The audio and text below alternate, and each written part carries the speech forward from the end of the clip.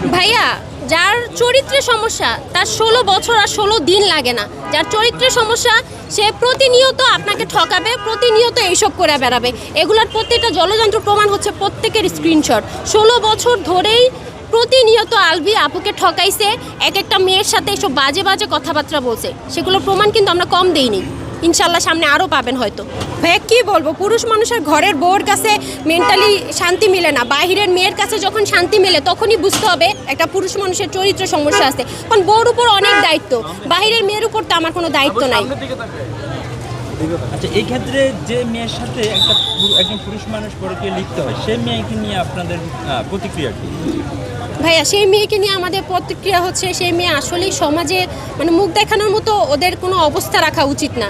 এই জন্যই আমাদের এই মানববন্ধন। আমাদের এই মানববন্ধন শুধুমাত্র আলভির জন্য না, তিথির মতো মেয়েদের জন্য, যারা নেক্সট টাইম এরকম কোনো কিছু করার মতো সাহস না পায়। আপনাদের কাছে আমাদের একটাই রিকোয়েস্ট, প্লিজ এটা যেন কোনোভাবেই ধামাচাপা না হয়ে যায়, এটার জন্য পর্যাপ্ত একটা শাস্তি হয় এবং দৃষ্টান্তমূলক, যেটাতে বাকিরা সাবধান হতে পারে।